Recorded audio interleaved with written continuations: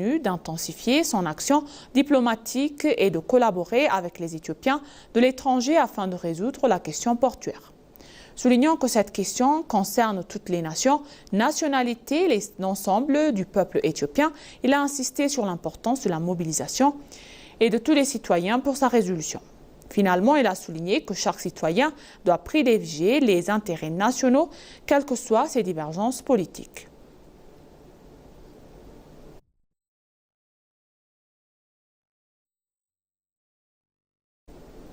La célèbre chanteuse malienne Oumou Sangaré salue la modernité de la ville d'Addis Abeba tout en appelant la jeunesse africaine à valoriser ses traditions.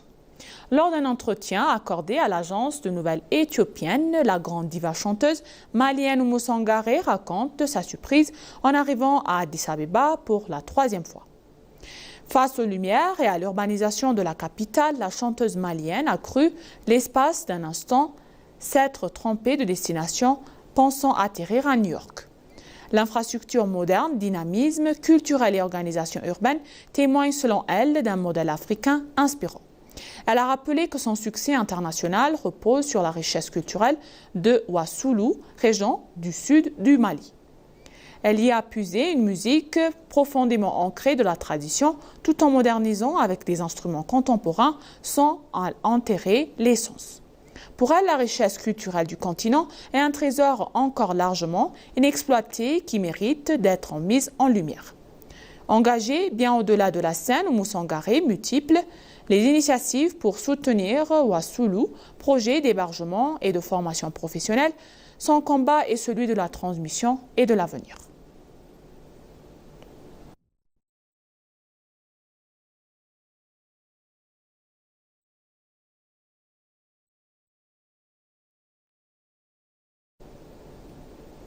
La vice-ministre namibienne de l'Agriculture et de la Pêche, de l'eau et de la Réforme, Mme Ruth Masake, a mis en avant les avancées remarquables de l'Éthiopie dans la production de blé, les qualifiant d'exemples inspirants pour l'ensemble du continent africain. Elle a appelé à un renforcement de la coopération africaine afin de faire face durablement à l'insécurité alimentaire. Dans un entretien accordé à l'agence de nouvelles éthiopienne, Masake a estimé que les progrès réalisés par l'Éthiopie conjugués au développement des programmes de blé d'hiver en Namibie illustrent la capacité croissante de l'Afrique à améliorer sa production alimentaire grâce à des actions concertées.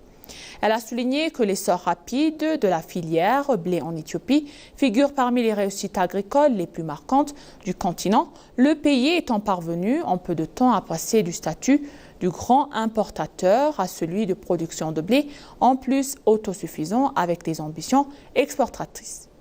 Mme Masake a insisté sur le fait qu'une collaboration renforcée entre les pays africains permettait d'apporter des réponses durables aux défis agricoles persistants.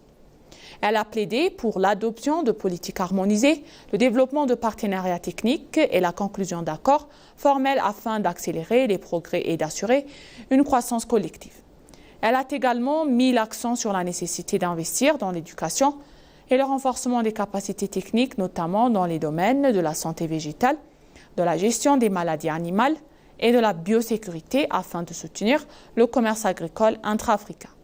Par ailleurs, elle a appelé à la levée des droits de douane jugés superflus, estimant que ces barrières freinent les échanges régionaux et limitent l'accès aux denrées alimentaires.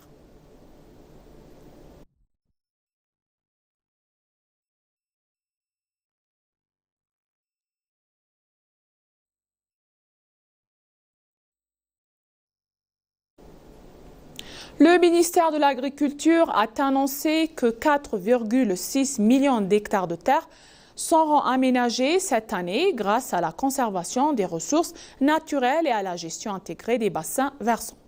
Le directeur général du ministère de l'Agriculture, du Développement et de l'Utilisation des ressources naturelles, M. Fanos Makonnen, a déclaré que la conservation des ressources naturelles et à la gestion intégrée des bassins versants sont désormais ancrées dans les pratiques locales. Il a précisé que ces actions de conservation des sols et de l'eau sont menées chaque année dans tous les pays grâce à la mobilisation des communautés.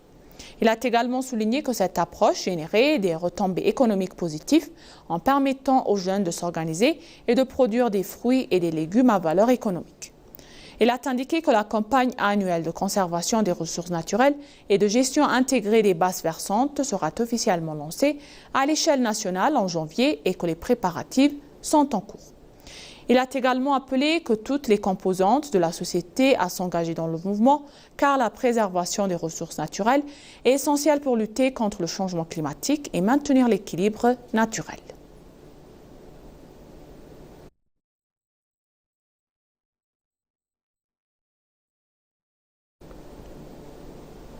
S'exprimant auprès de l'ENA, des experts et des spécialistes reconnus ont indiqué que l'Éthiopie renforce de manière constante son engagement en faveur de la paix, du développement et de l'intégration régionale à travers des initiatives concrètes et coordonnées.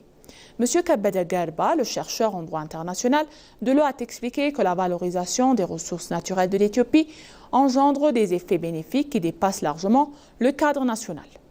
Il a souligné que les grands projets d'infrastructure jouent un rôle déterminant dans la promotion de l'intégration économique et d'une croissance inclusive à l'échelle régionale. De son côté, Fadi Mahdi, vice-président de la Commission permanente des affaires étrangères et de la paix de la Chambre des représentants du peuple, a rappelé que la contribution historique de l'Éthiopie aux luttes de libération du continent africain reste profondément ancrée dans la mémoire collective.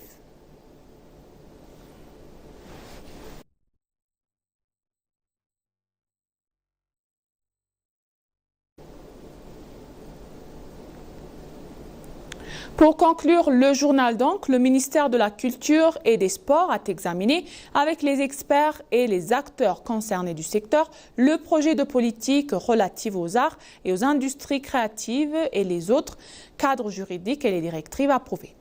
Le ministre d'État, M. Nabidou Baye, a également souligné que la revêt des formes à la fois traditionnelles et modernes. Il a par ailleurs fait remarquer que l'art présente des avantages psychologiques, sociaux et nationaux. Il a constaté que malgré la richesse de la production artistique en Éthiopie, aucun cadre politique n'encadrait jusqu'à présent ce secteur. Il a indiqué qu'un projet de politique relative aux arts et aux industries créatives avait été élaboré au cours des 3 derniers mois avec la participation d'universitaires, d'acteurs et de secteurs et d'experts.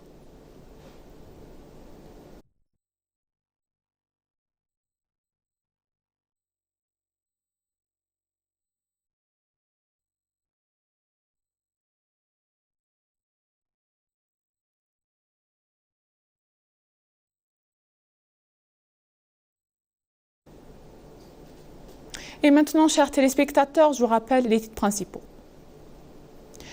Une série de dialogues publics nationaux réunit des citoyens et les hauts responsables gouvernementaux dans les principales villes d'Éthiopie.